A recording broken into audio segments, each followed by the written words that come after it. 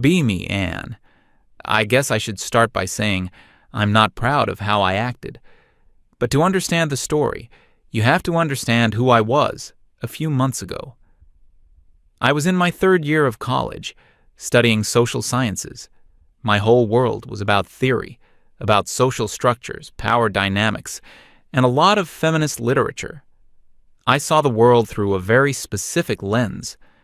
I believed, and I guess I still do to an extent, that society is structured to benefit men in a lot of ways. The patriarchy, systemic advantages, all that. I wasn't just reading about it. I was living it, or so I thought. I was active in student groups, went to rallies, and my social media was a constant stream of infographics and call-outs. I thought I was doing important work. My brother, Stephen, is 2 years older than me. He's a good guy, I suppose. He works a regular IT job, goes to the gym, plays video games with his friends online. He's not unattractive. He keeps himself clean. He's in decent shape. But he's quiet. Always has been. And he was single. Permanently single. In my mind, with the lens I was using, this just didn't compute.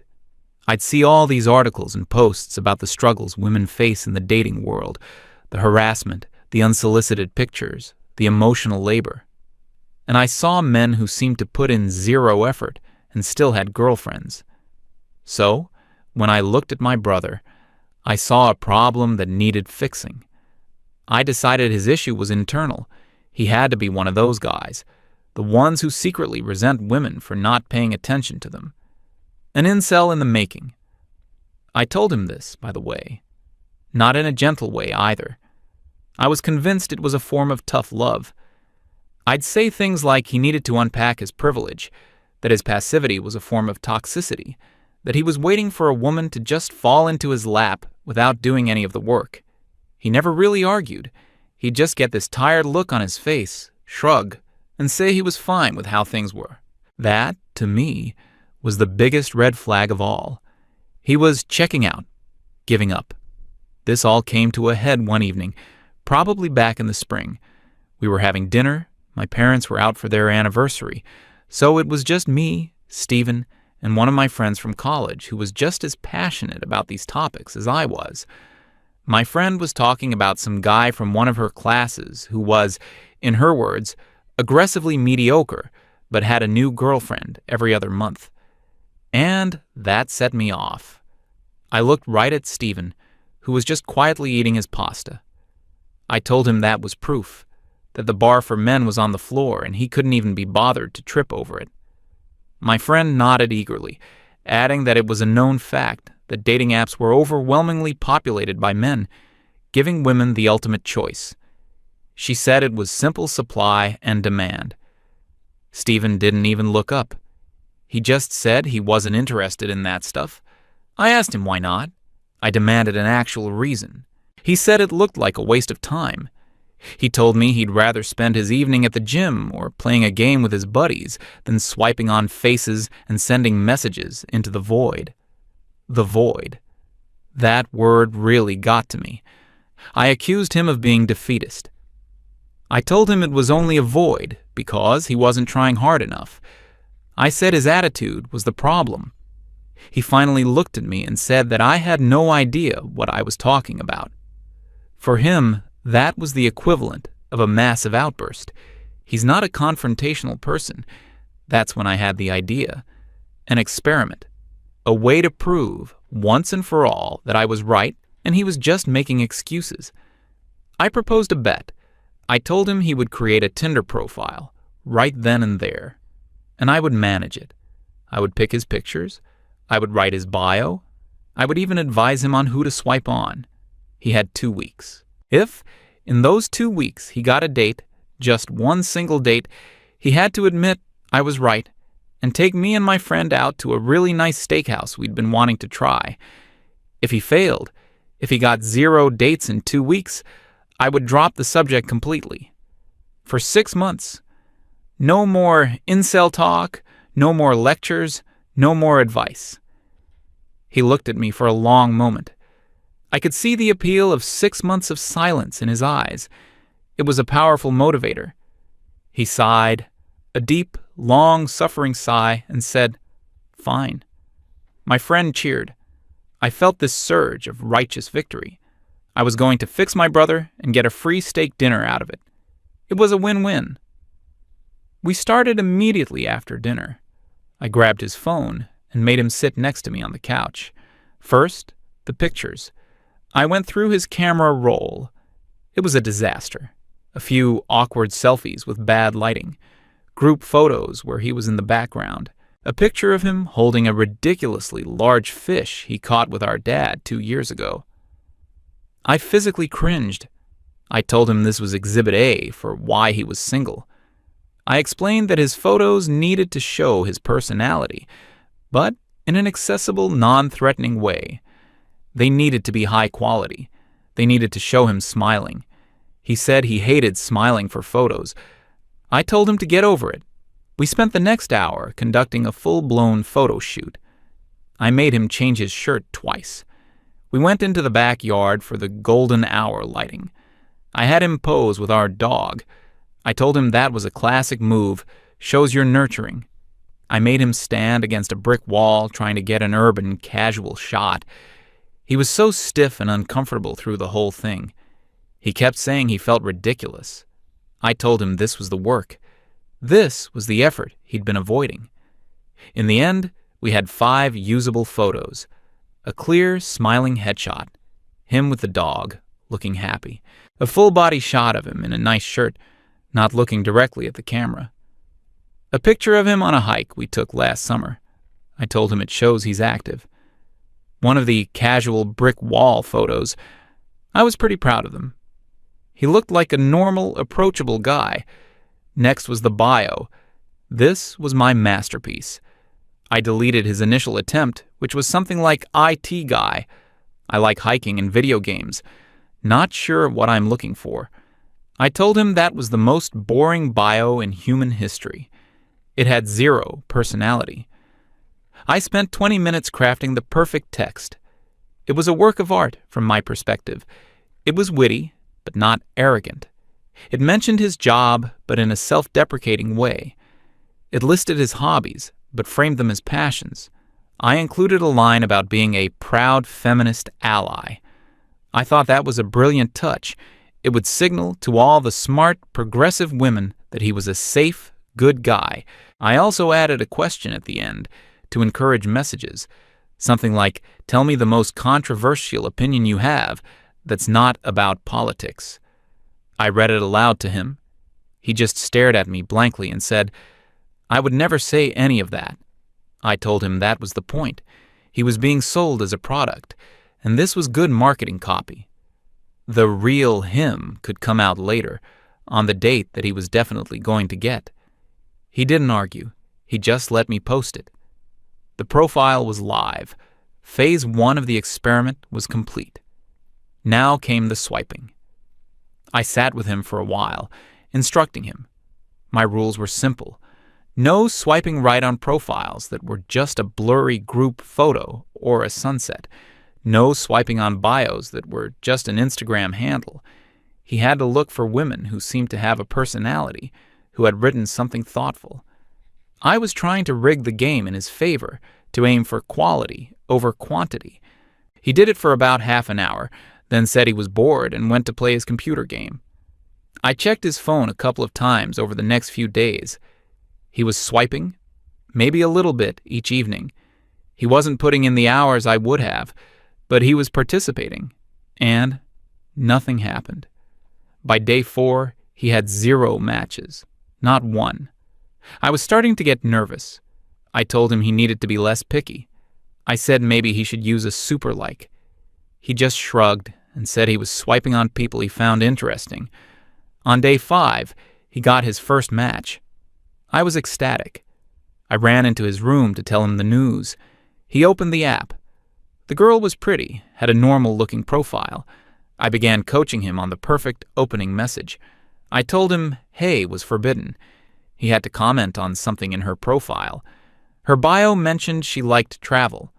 I helped him write a message asking about the coolest place she'd ever visited. He sent it, and we waited and waited She never replied. After a day, the match just sat there, a monument to our failed attempt at conversation. On day 7, exactly 1 week in, he got his second match. This time, the girl messaged him first. My heart leaped. See? It's working, I thought. The message was a weird link and something about a can't-miss crypto opportunity. It was a bot. So, 1 week down. Half the bet was over. The grand total was 1 ghosting and 1 scam bot. I was genuinely baffled. I couldn't understand it. He had good pictures, a great bio. He was a decent-looking guy. How was this possible? My brain couldn't accept that my theory was wrong. The only other explanation was the user. It had to be Steven's fault. I confronted him about it. I told him he must be doing something wrong. Maybe he wasn't swiping enough. Maybe he was only swiping at the wrong time of day. I accused him of sabotaging the experiment just to prove me wrong and get me to be quiet. He just looked at me and said he was doing exactly what I told him to do.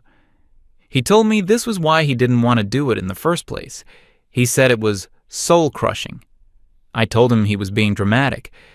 This is where my frustration took over. If he couldn't execute the plan properly, I would have to do it myself. I needed a control group.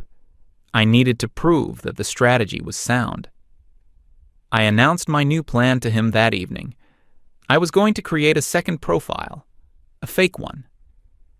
I would make the ideal man, the kind of guy who, according to all the theories I'd read, should be drowning in attention. If this fake profile succeeded where Steven failed, it would be the ultimate proof that the problem was, in fact, him. His vibe, his lack of effort, something.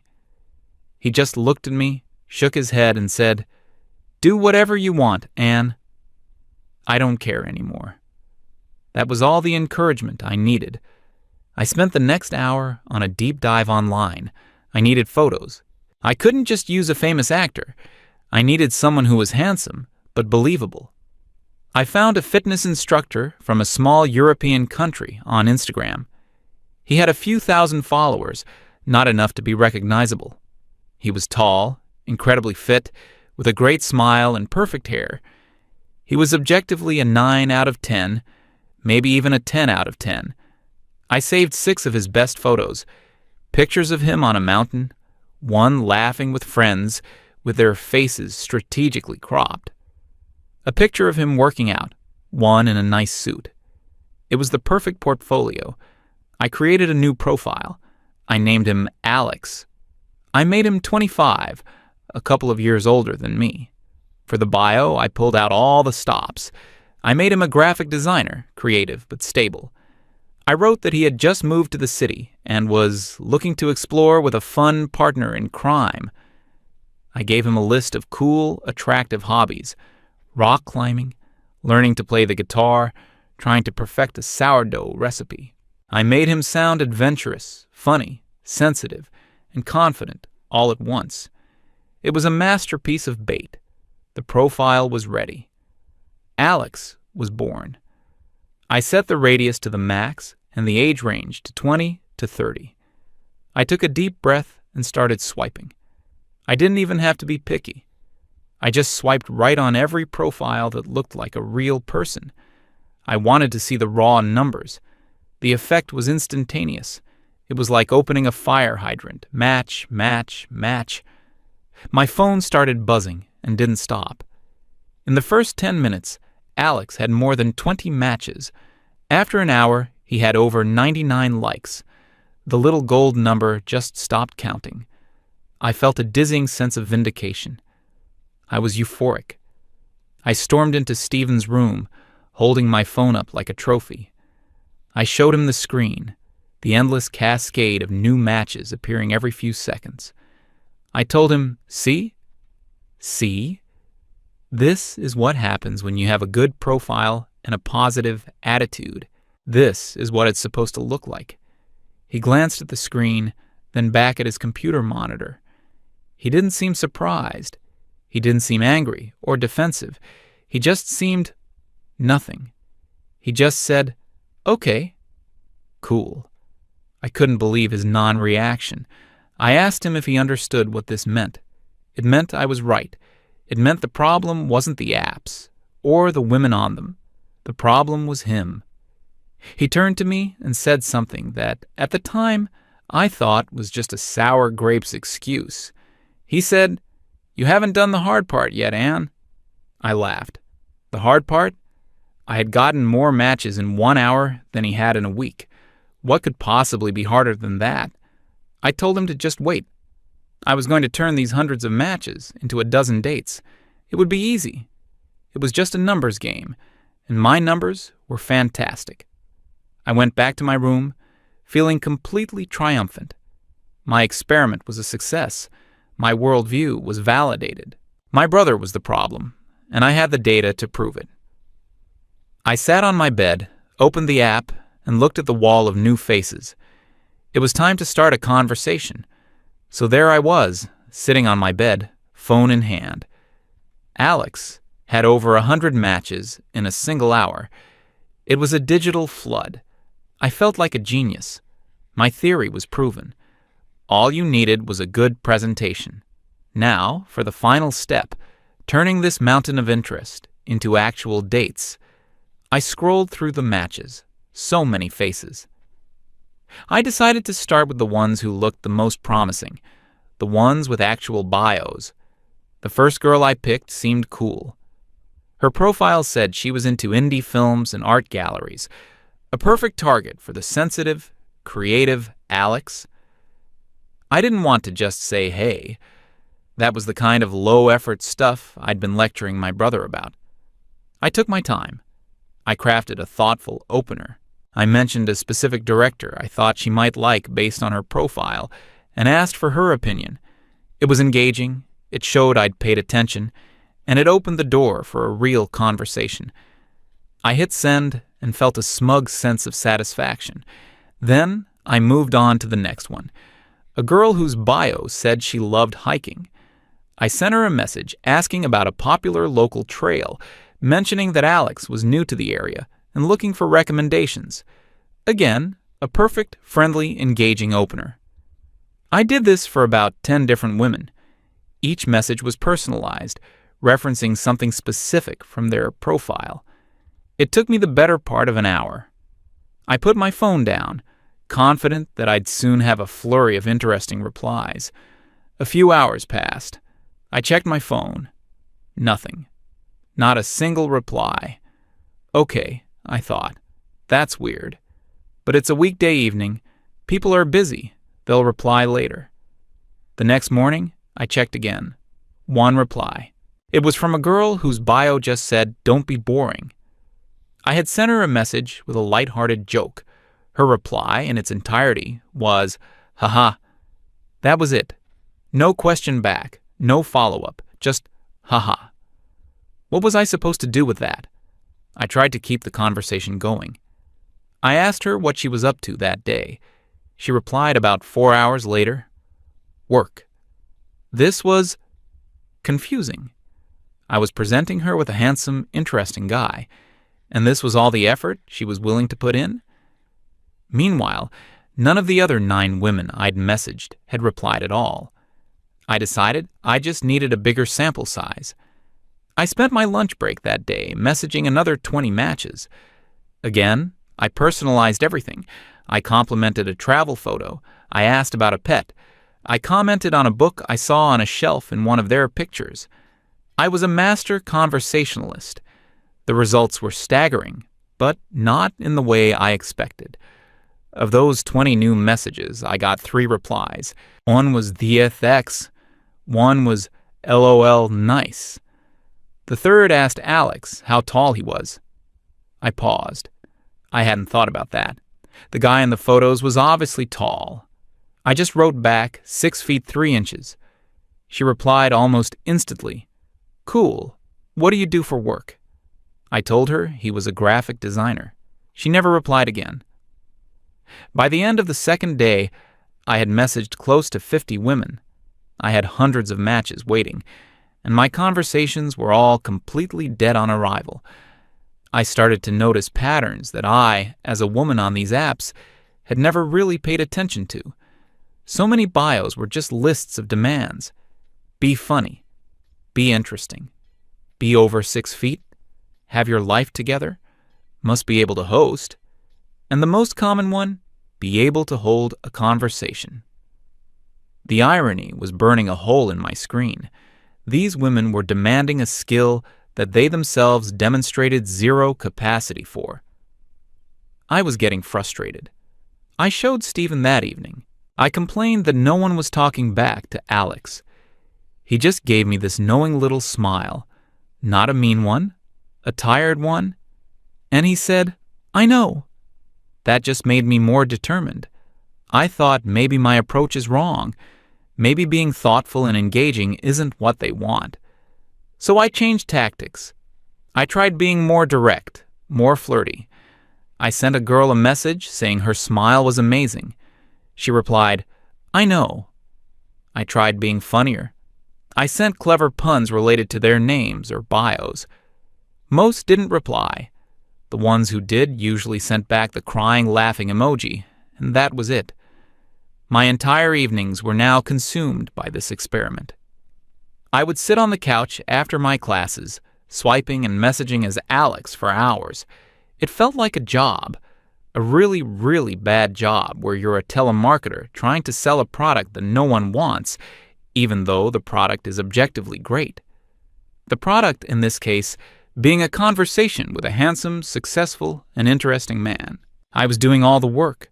I was the initiator, the question asker, the entertainer, the one trying to breathe life into a conversation with a corpse. I would ask a girl a question about herself. She'd give a short, one-sentence answer, and then nothing. Silence.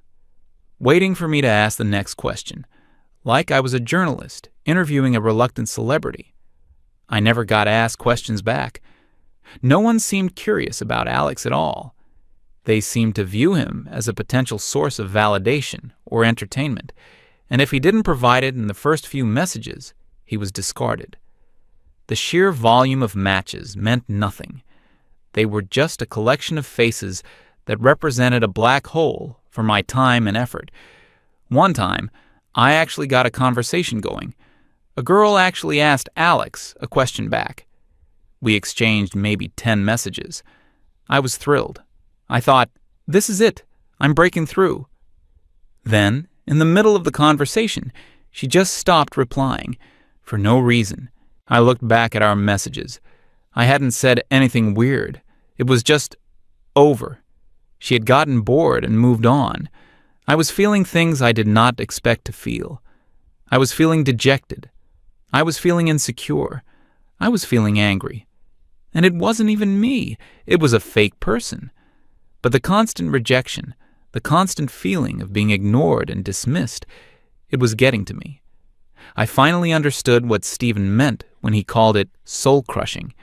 He wasn't being dramatic. It really was. You put yourself out there, you make an effort, and 99% of the time you are met with absolute, profound indifference. I remembered my conversations with my friends. We'd sit around and show each other our own apps, laughing at the terrible opening lines from guys, screenshotting the awkward messages. We'd complain that men didn't put in enough effort, and now I saw why. Why would you spend 20 minutes crafting a beautiful, personalized message when the most likely outcome is either no reply or a LOL? After a while, you'd be beaten down into just sending hey to everyone, because the return on investment for effort was practically zero. The 2-week deadline for the bet was approaching. Stephen's profile had accumulated a grand total of 3 matches, 1 bot, 1 ghost, and 1 girl who unmatched him after he said he worked in IT Zero dates. Alex's profile had over 1,000 matches. I had personally initiated conversations with over 200 of them, and I had not secured a single date. I hadn't even gotten a phone number. The longest conversation I had was about 15 messages before it fizzled into nothing. The experiment was a catastrophic failure, but in the opposite way I had intended. It was the final night of the bet. I was sitting in the living room just staring at my phone. I felt defeated. I hadn't just lost a bet. It felt like a fundamental part of my worldview had been shattered. The world I saw in my textbooks, the one with clear lines of power and privilege, was far more complicated and messy on a personal level.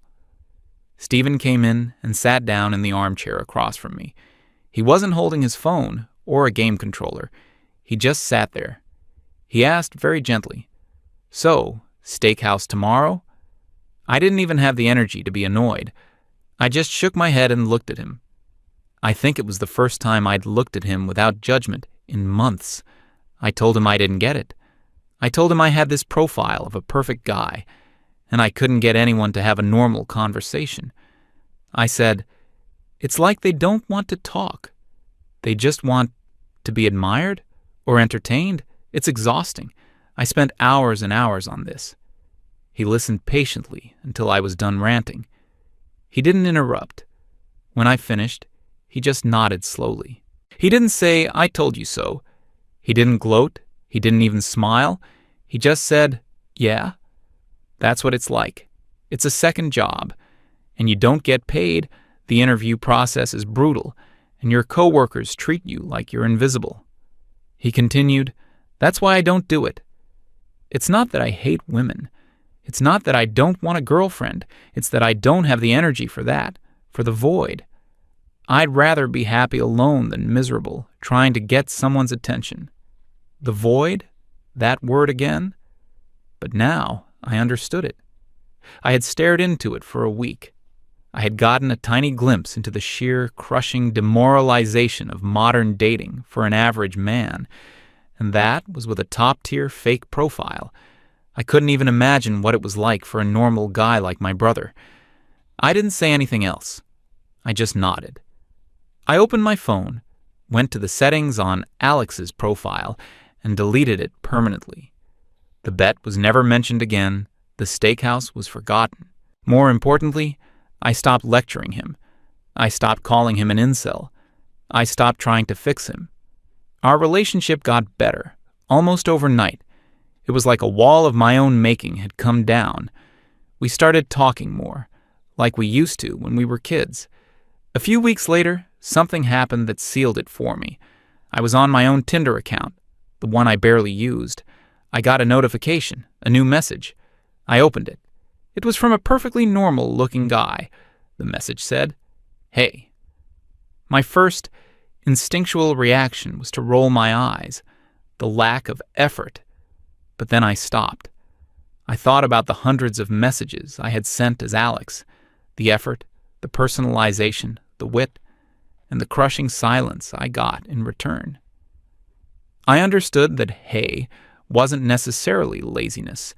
It was a defense mechanism. It was a white flag. It was the result of being worn down. Stephen walked into the room at that moment. He saw me looking at my phone. I turned the screen to him, showing him the message. He looked at it, then looked at me. And we both just shared this look, a look of complete and total understanding. I still believe in the things I study. I still think there are big systemic issues in society. But I also learned that day that sometimes the map is not the territory. Theories are clean, but real life is messy. And my brother isn't an incel. He's just a guy who decided his time and his sanity were worth more than playing a game he could never win. I was so wrong about him. And I'm glad I was stupid enough to make that bet, because I finally got to understand my own brother.